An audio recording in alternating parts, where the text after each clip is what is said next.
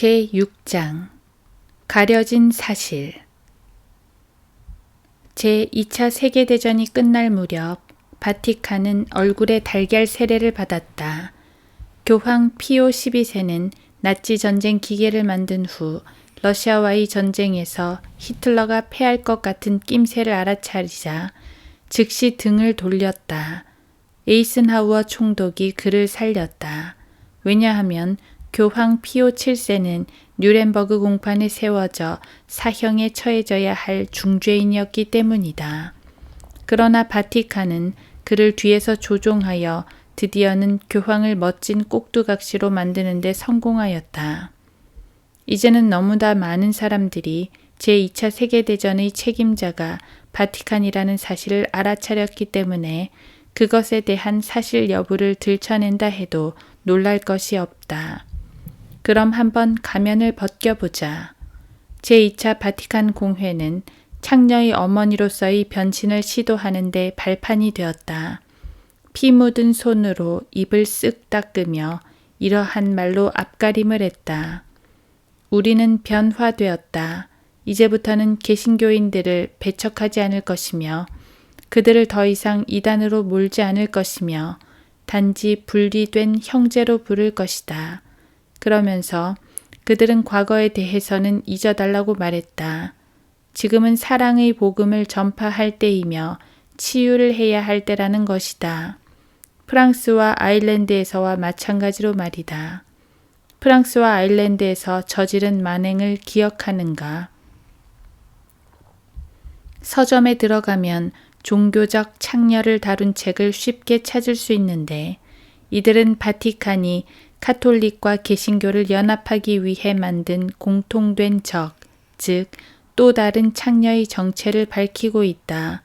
풀턴 제이 쉰 주교가 만든 반공산주의 세력이 갑자기 불쑥 나타나 모스크바에 있는 괴물의 정체를 밝히는 것을 주목하라.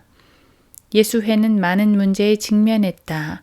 왜냐하면 그들의 도움을 받고 있던 존 버치회가 바티칸에서 공산주의로 관심을 돌리도록 개신교도들의 주의를 끌기 위해서 발족된 것이다. 그 무렵 메카디 의원의 주가가 상승하고 있었다. 출판사들이 그때 창녀를 다룬 책 대신에 공산주의를 다룬 책을 펴내기 시작하였다. 일부 그리스도인들은 그것들을 사들였지만 다른 이들은 그다지 저항하지 않았다. 왜냐하면 의심을 받을 테니까 말이다. 결국 바티칸은 자신들이 원하는 것을 손에 쥐었다.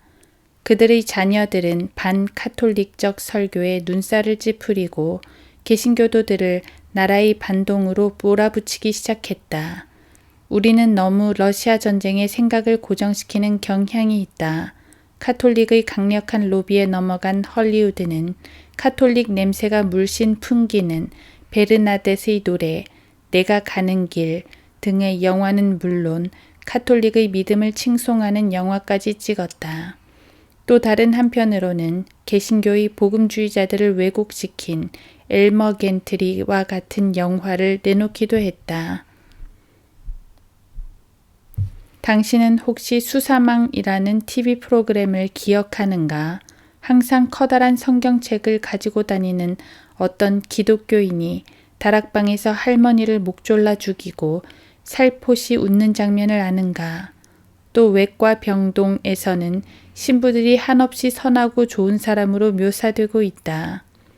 항상 그렇듯이 당신은 직감하고 있는가? 우리는 영적으로 최전선에서 싸우고 있다는 사실을 말이다. 제7장 흥행업 당신은 기독교 방송계에 대해서 얼마나 아는가? 그들의 실상을 한번 파헤쳐보자. PTL 채널의 짐 베커, 팻 로버트슨, 웨스트 코스트, 그리고 TBN 채널의 거물 폴과 잔 크라우치 등은 여러분도 잘 알고 있을 것이다. 그들이 진행하는 프로그램에는 하나의 공통점이 있는데 바로 신부와 수녀들이 등장한다는 것이다. 채널 40에서 폴과 잔이 진행하는 프로그램을 볼 때면 가끔 마음이 무거워진다. 왜냐하면 항상 신부들과 수녀들이 끼기 때문이다. 언젠가는 폴과 잔이 이렇게 말하는 것을 들은 적이 있다. 성당 미사는 이해할 수 없지만 아주 흥미로운 것 같군요. 하나님은 그의 자녀들에게 어두움과 어울리라고 명령하신 적이 없다.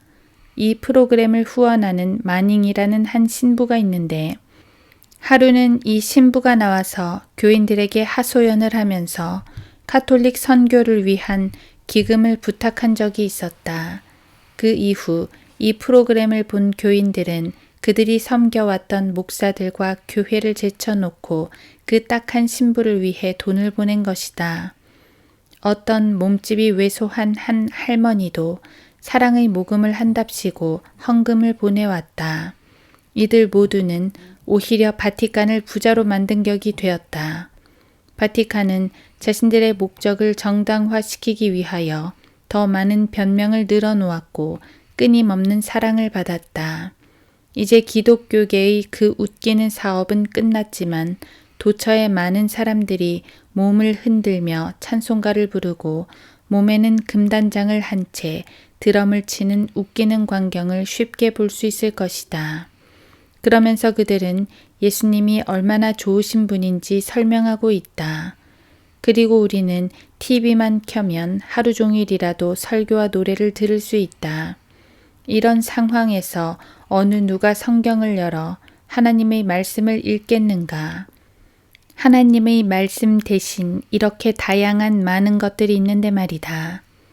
시청자들은 하나님이 이전에 어떻게 역사하셨는지와 자신들의 문제에 대한 해답을 얻으려고 성경을 여는 대신에 바보 상자를 들여다보고 있는 것이다. 어떤 사람들은 행운의 부적으로 채널 40과 PTL을 시청하고 있다. 왜냐하면 그 프로그램으로 인하여 하나님께서 축복하실 것이라고 여기기 때문이다. 필자에게는 성당에 다니는 한 친구가 있는데 그는 어김없이 미사에는 참석하지만 아내를 때리고 지키지도 못할 맹세를 하며 매일같이 술에 취해 있지만 그 기독교 방송을 보는 것도 잊지 않는다. 그의 집에는 카톨릭에서 자랑하는 성인들의 상, 마리아의 상, 그리고 십자가로 가득 차 있다.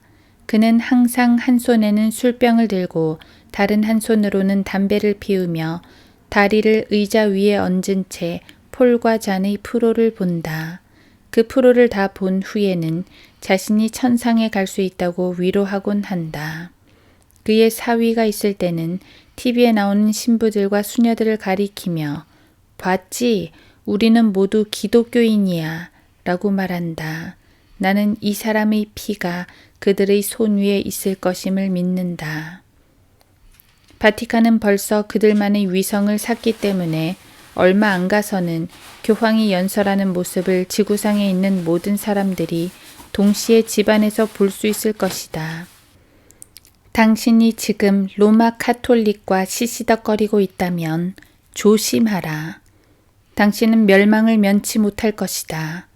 이제 얼마 안 가서 교계에 있는 지도자들이 어떤 이유에서든지 간에 하나둘씩 겨냥되어 쓰러질 것이며 마지막까지 살아남아 바티칸의 우두머리가 될, 또한 모든 세상 사람들의 사랑을 한 몸에 받게 될 그런 사람이 나타날 것이다. 성경은 말씀하신다. 믿지 않는 자들과 멍에를 같이 매지 말라. 의가 불의와 어찌 관계를 맺으며 빛이 어두움과 어찌 사귀겠느냐.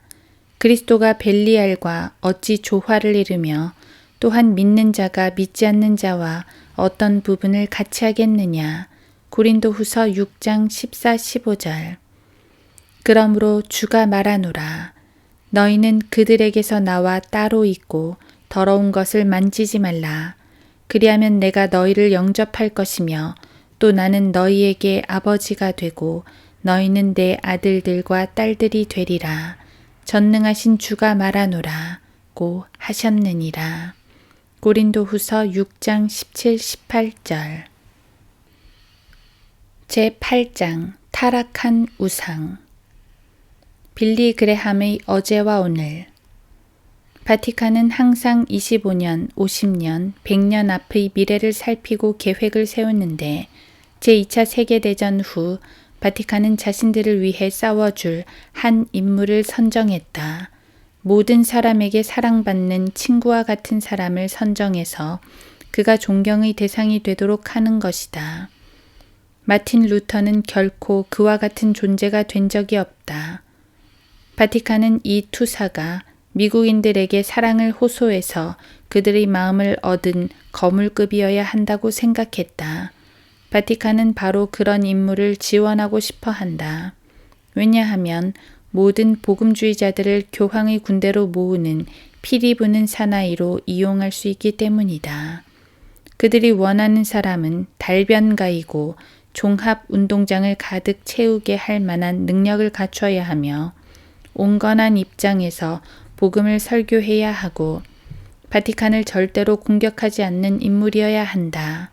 그렇게 해서 빌리 그레함을 찾아낸 후 훌륭한 로마 카톨릭 출판업자인 윌리엄 랜돌프 하스트가 자신의 신문망을 이용해서 그를 유명하게 만든 것이다. 30년 동안 빌리 그레함은 대중들에게 연설을 했고 사랑과 존경을 크게 받았으며 많은 사람들에게 귀감이 되었다. 그가 설교할 때 그는 존경을 받았고 사람들은 그를 칭찬했다. 그러나 예수 그리스도께서 설교하셨을 때는 사람들이 그를 죽였다. 나는 종종 그러므로 누구든지 세상의 원수가 되고자 하는 자는 하나님의 원수가 되느니라 는 성경 말씀을 읽는다. 야고보서 4장 4절. 신문은 그를 정말로 추켜 세우지는 않았다. 잡지에서는 그가 세상에서 가장 사랑받는 인물 중 하나라고 말했지만 어쨌든 나의 마음은 계속해서 무거웠다. 나는 빌리 그레함을 사랑했고 그를 위해 기도했으며 그를 지지했다. 그러나 나는 무엇인가 잘못되었음을 느꼈다. 친애하는 테일러 씨에게 당신이 존 오에젠 신부에게 쓴 편지의 답장을 제가 대신 보냅니다. 존 신부님은 이제 학장이 아닙니다. 문학박사 논문 관계로 북캐롤라이나 대학에 가 계시기 때문입니다. 저는 빌리 그레함과 잘 아는 사이로 그를 초대해서 신부들과 수녀들, 학생들, 그리고 초청 인사들에게 연설을 하도록 했습니다. 당신의 질문에 답변하게 된 것을 기쁘게 생각합니다. 빌리 그레함은 폴턴 제이 쉰 주교나 다른 카톨릭 설교가들과 노선을 같이 하는 고무적이면서도 신학적으로 건전한 연설을 했습니다. 제가 그레함의 경력을 주시해온 바에 의하면 그는 누구보다도 더 카톨릭적이었음을 강조하지 않을 수 없습니다. 나는 편견에 사로잡혀서 이런 말을 하는 것이 아니라 다만 사실을 말하고 있을 뿐입니다.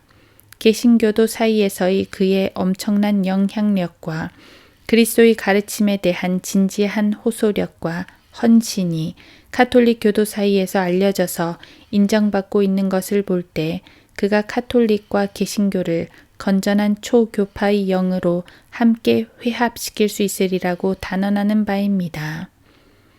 저는 빌리 그레함을 초대한 첫 번째 카톨릭 교도일 것입니다. 제가 알기로 그는 다음 달에 세계의 대학에서 연설하게 될 것입니다. 미래에는 개신교 대학보다는 카톨릭 대학이 그를 더 많이 초대하리라 생각합니다. 당신의 질문에 답하게 되어 매우 기쁘게 생각합니다. 왜냐하면 빌리 그레함은 카톨릭에서 수용할 만한 도덕적이고도 복음적인 신학을 설교하고 있기 때문입니다. 1965년 3월 19일 부총장 커트벌트 알렌 올림. 아니타 브라이언트가 동성연애에 반대하는 자신의 의견을 솔직하게 말하고 빌리 그레함의 지지를 구했을 때 그가 거절했다는 말을 들었다. 그는 차가운 태도를 취했고 아니타 브라이언트는 그녀의 입장 때문에 압력을 받았고 박해를 받았다. 그러나 빌리 그레함은 그렇지 않았다. 그는 세상으로부터 사랑을 받았다. 빌리 그레함은 근본주의자로서 자신의 사역을 시작했으나 시간이 흐름에 따라 그는 자신의 입장을 바꿨다. 1966년 6월 3일 카톨릭 헤럴드지는 빌리 그레함을 일컬어 미국 내 예수회의 친구라고 말했다. 또한 그는 1967년 로마 카톨릭 대학인 벌몬트 사원에서 명예인문학 박사 학위를 받았다. 빌리 그레함은 그 사건의 중요성을 다음과 같은 말로 표현했다. 지금 이 순간 카톨릭과 개신교가 함께 만나 형제로서 서로 인사하고 있습니다. 그러나 10년 전만 해도 이런 일은 없었습니다. 1972년 4월 빌리 그레함은 미네아폴리스에서 국제 프란치스코 상을 받았는데 이것은 프란체스코 수도사들이 수여한 것으로 그의 참된 초교파주의 때문이었다. 빌리 그레함이 아시시의 프란체스코에 대해 한 말을 인용하기에 앞서 성 프란체스코에 대해 살펴보겠다. 그는 자신이 가난한 사람들을 돕는 행위로 구원받았다고 믿었다. 그런 식으로 자신의 혼을 구원하고 있다고 믿었던 것이다. 성 프란체스코는 인정을 받았다.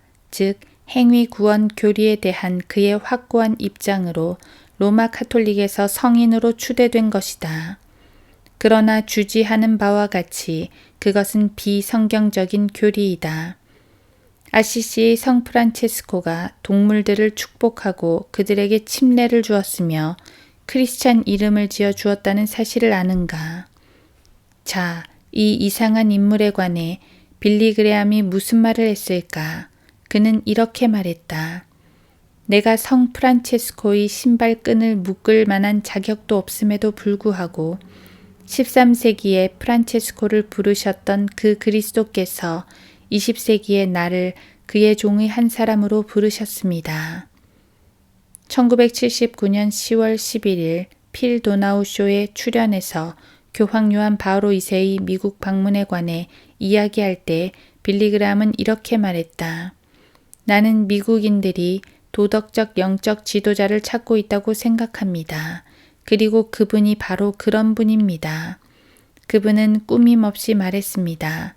사실 보스턴에서 한 그분의 연설은 참으로 복음적인 것으로 그분은 사람들에게 그리스도께 돌아와서 자신의 삶을 그리스도께 드리라고 권고했습니다.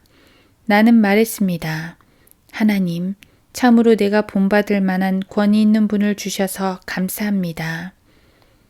이 얼마나 비극적인 일인가. 한때 성경을 자신의 권위로 사용했던 사람이 교황에게 감탄을 보내며 그를 의지하고 있으니 말이다. 빌리 그레함은 그의 사역 초기에 하나님께 크게 쓰임받았었다. 그러나 나는 그가 엄청난 압력에 굴복해서 타협했다고 믿는다. 그는 지금 계시록의 창녀와 손을 잡은 것이다.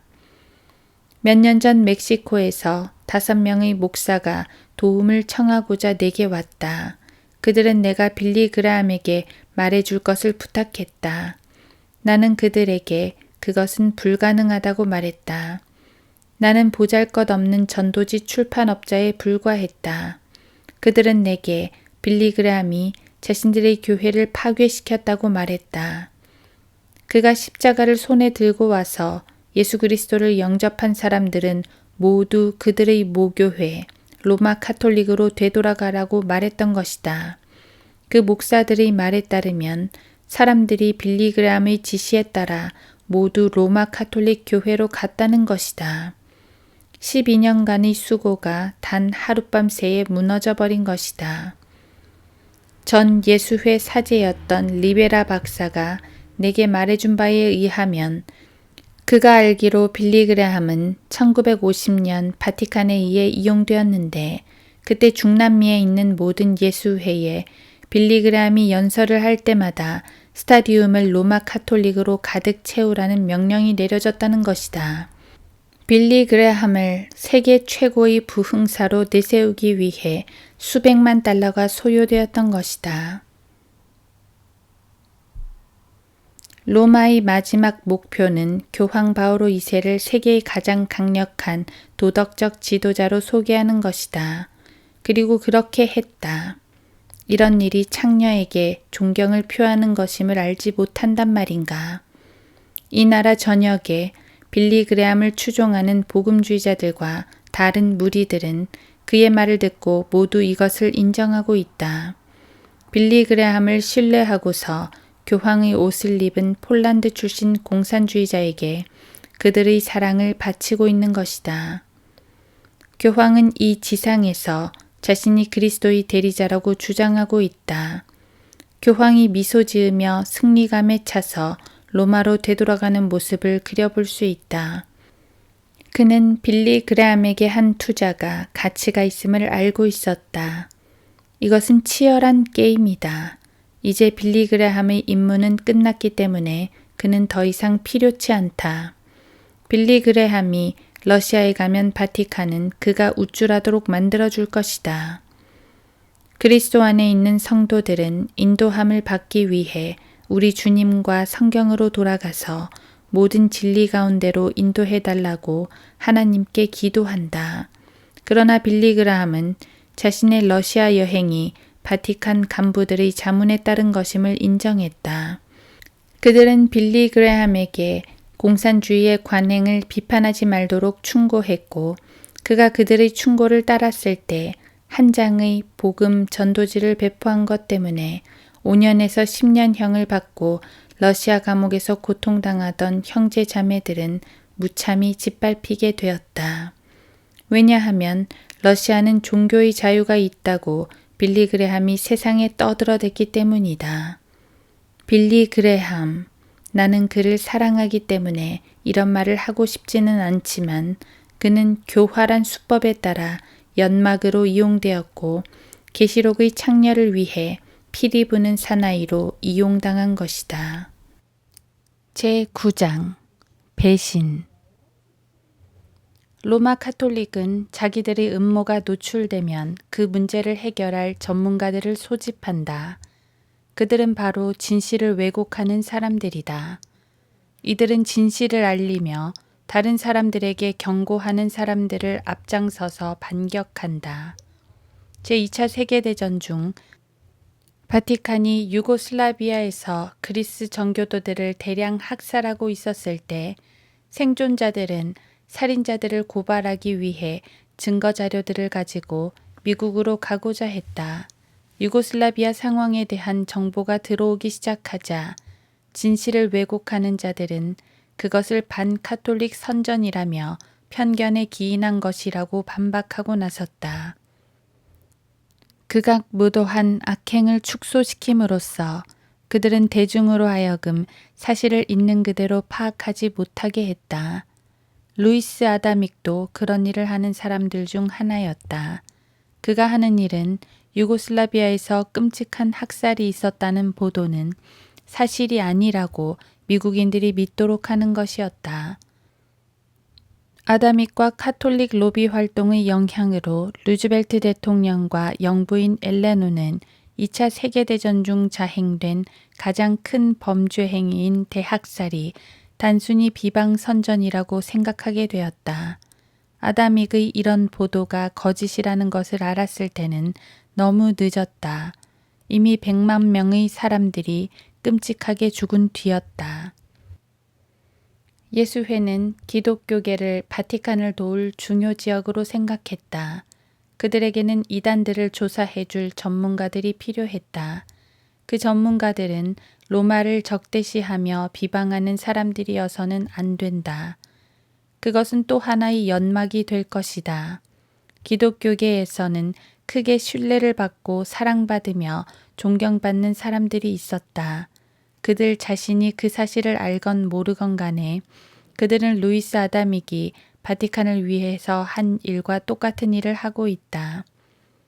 그들은 그리스도인에게 교황이 우리의 친구라고 확신시킴으로써 그들의 눈과 귀를 멀게 하고 있다.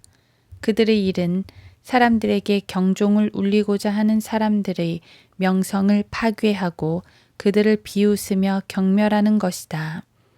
근심에 찬 눈으로 바라보는 그리스도인들에게 그들은 그것이 거짓말이며 믿을 수 없고 증거와 자료들은 위조된 것에 지나지 않는다고 말한다.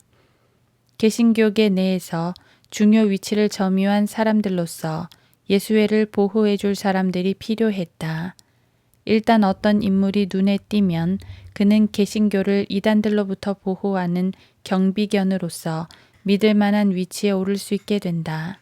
이 사람들은 여호와의 증인, 몰몬교, 통일교, 서방 종교의 성경적 오류를 폭로하는 일에 합류된다.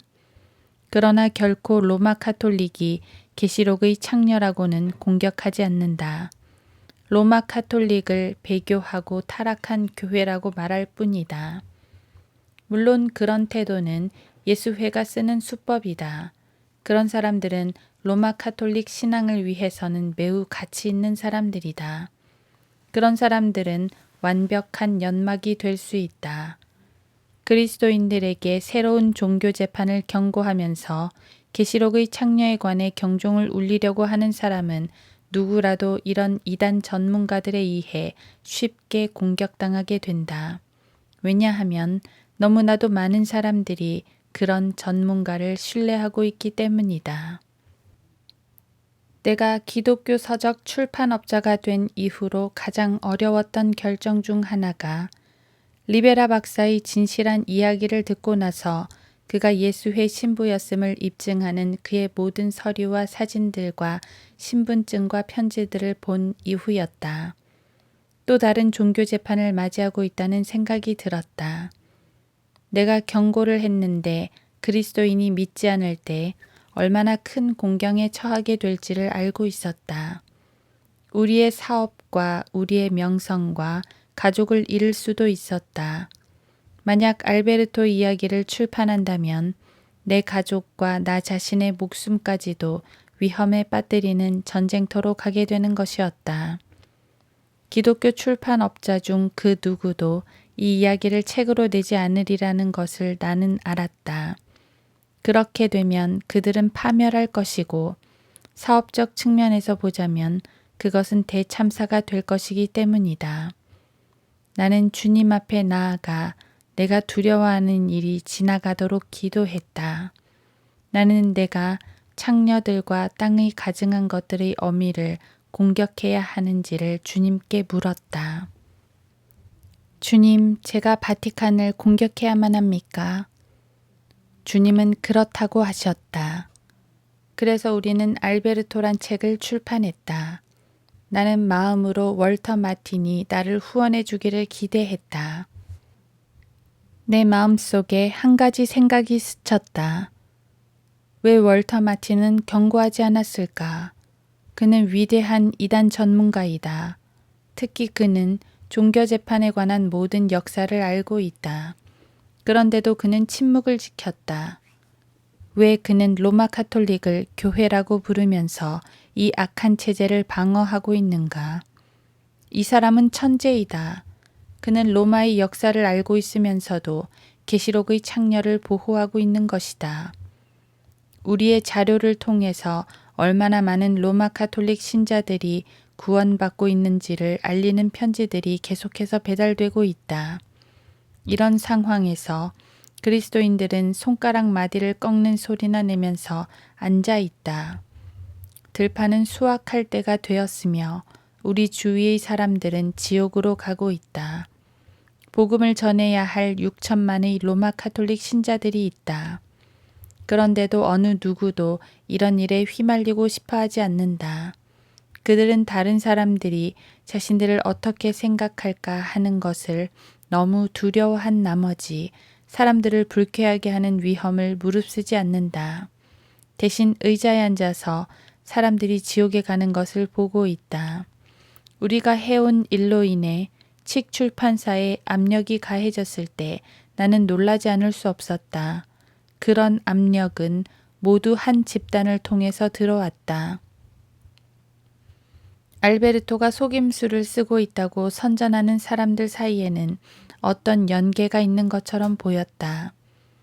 게리 마츠는 모퉁이돌, 오늘의 기독교 신앙, 우리의 일요일 손님, 카톨릭 주간지 등에 글을 냈다. 마틴의 연구 자문관인 브라이언 온케는 우리를 악평하고 이단들의 어미를 방어하는 기사를 썼다. 샌 호세에서는 빌 잭슨이, 샌디에고에서는 바트 브레어가 글을 썼다. 이 사람들은 모두 카톨릭 사역을 하는 사람들이다.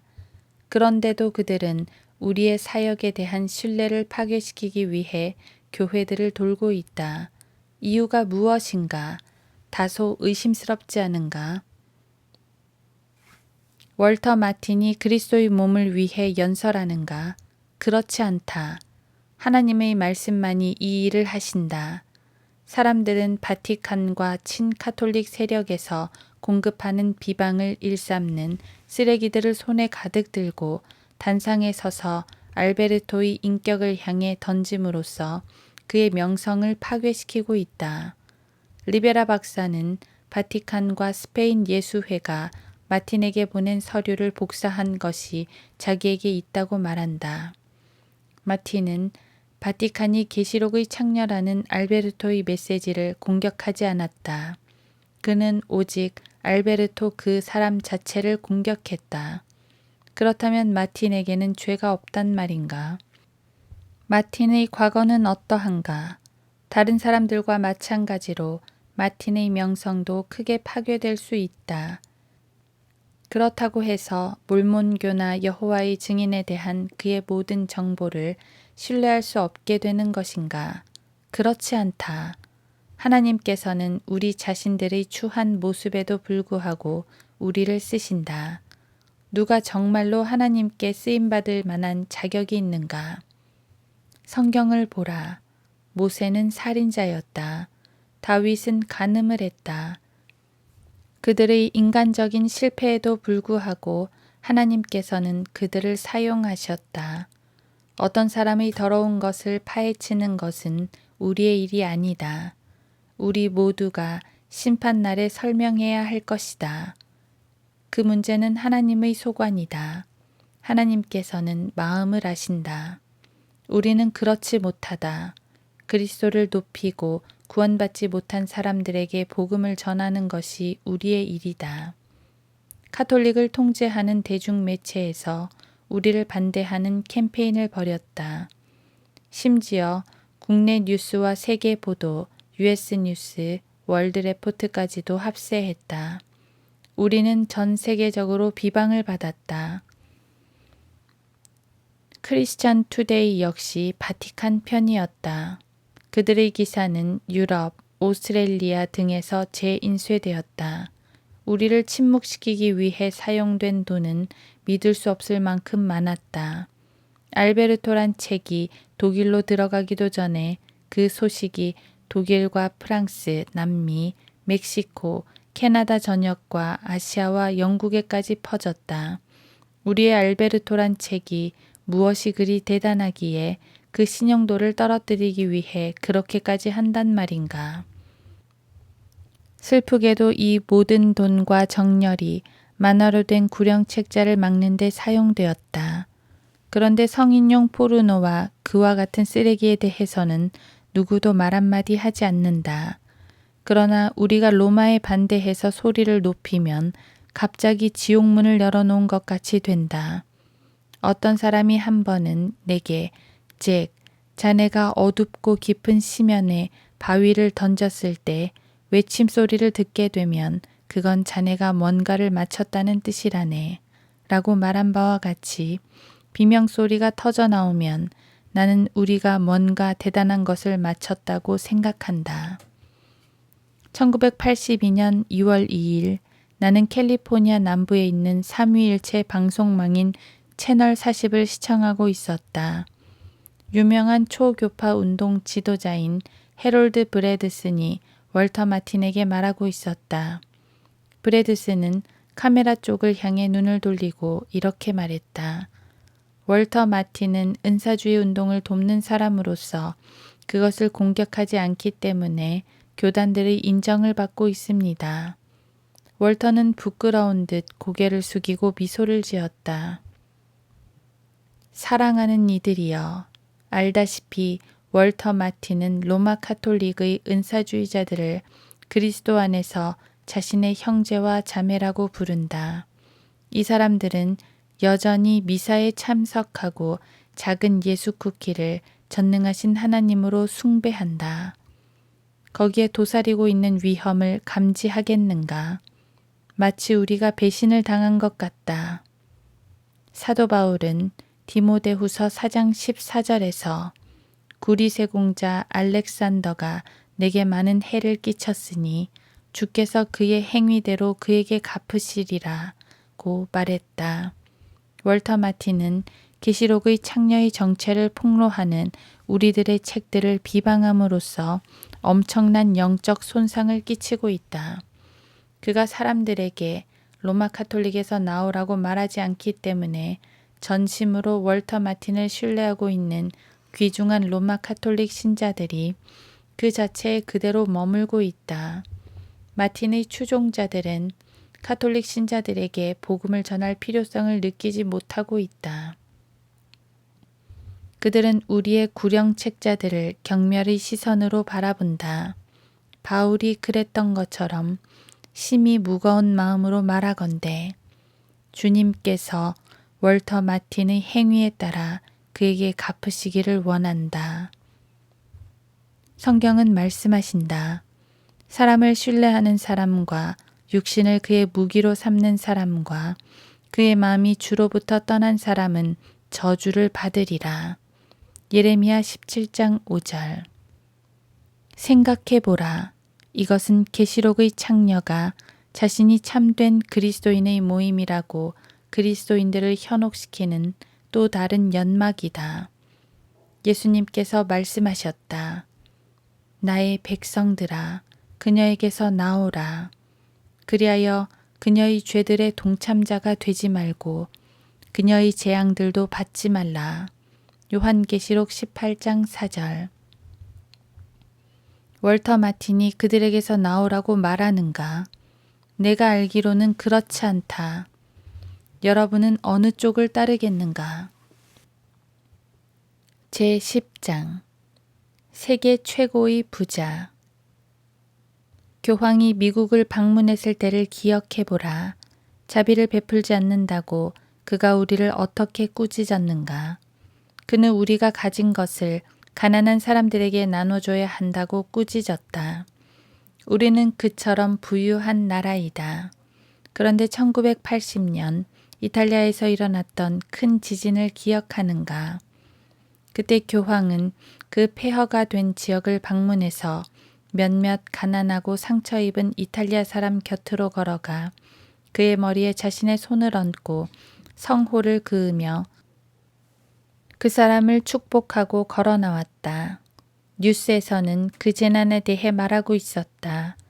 그리고 아마도 미국의 다음 대통령이 될지도 모르는 케네디 상원 의원에게 카메라 앵글을 맞췄다. 그는 슬픈 눈으로 카메라를 응시하면서 우리 미국인들은 이 폐허가 된 마을에 최소한 4,500만 달러를 자비의 차원에서 지원해야 합니다. 그렇게 해서 그 도시를 재건해야 합니다. 라고 말했다. 과연 로마는 미국의 지원을 받아야만 할 만큼 가난한 도시인가? 아브로 메나탄이 쓴 억만장자 바티칸에서 몇 가지 예를 인용하겠다. 바티칸은 영국, 프랑스, 미국에서는 로스차일드에, 함부로스 은행에, 런던과 쭈리히에서는 크레딧 등에 엄청난 투자를 해놓고 있다. 미국에서는 모건 은행, 체이스 맨하탄 은행, 뉴욕 제일은행, 은행 신탁회사와 그 외 여러 곳에 큰 투자를 하고 있다. 바티칸은 걸프 오일, 포탄, 제너럴 모터스, 베들레헴 스틸, 제너럴 일렉트릭, 국제사업기관, TWA 등과 같은 가장 강력한 국제적 주식회사에 수십억 달러의 주식을 보유하고 있다. 이 액수는 미국에서 대략 산출한 것만도 5억 달러 이상에 이르고 있다.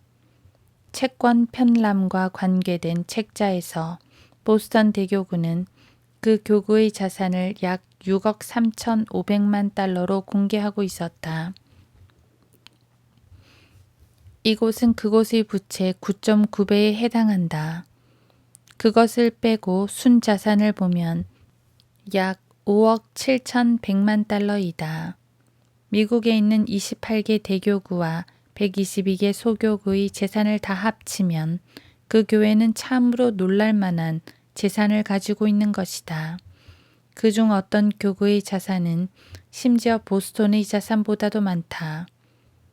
가톨릭 교회가 통제하는 부동산과 다른 형태의 자산에 대해 뉴욕 가톨릭 협의회의 한 회원은 그의 교회는 아마도 연간 총 구매에 있어서 미국 정부를 빼놓고는 어느 누구에게도 뒤지지 않을 것이다 라고 말했다.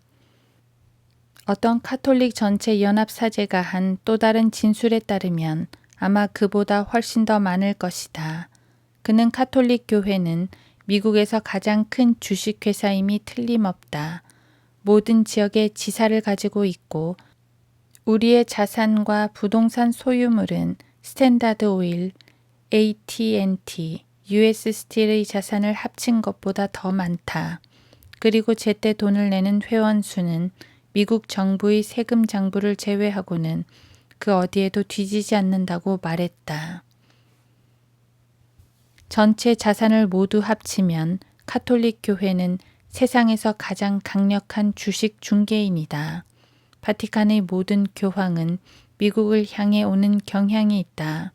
월스트리트 저널은 미국과 바티칸의 금전적 거래량은 너무나 커서 바티칸은 한 번에 수백만 달러의 금을 사거나 파는 일을 자주 한다고 말했다. 바티칸의 순금 저장량은 UN 월드 매거진에서 측정한 것에 따르면 수백만 달러에 이른다. 이 엄청난 양의 금이 미 연방준비은행의 금 저장소에 저장되어 있다.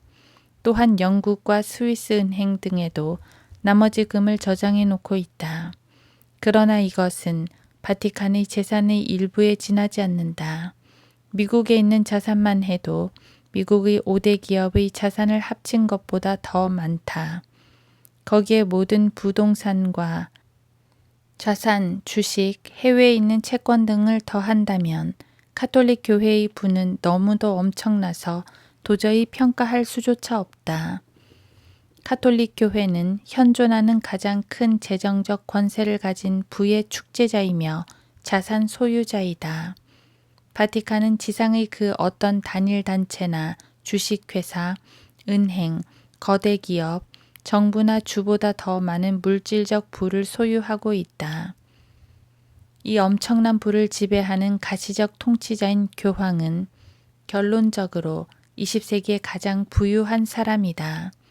수십만 달러라는 돈의 관점에서 볼 때 그가 얼마나 가치가 나가는 사람인지 실제로 어느 누구도 평가할 수 없다. 이 지상에서 최고의 부자인 교황이 거친 돌 위에 누워있는 그 가난하고 초라한 이탈리아 사람에게 걸어가서 머리에 손을 얹고 너를 축복하노라 고 말한 뒤 그를 거기에 그냥 남겨둔 채 걸어가 버리는 것에 대해 다시 생각해 보아야 한다. 그는 위선자들의 우두머리이다. 미국 내 교황의 하수인인 케네디 상원의원은 미국 사람들로 하여금 바로 교황청 뒷마당에 있는 폐허가 된 마을을 보수하기 위한 비용을 치르게 한 것이다. 얼마나 잘 짜여진 각본인가.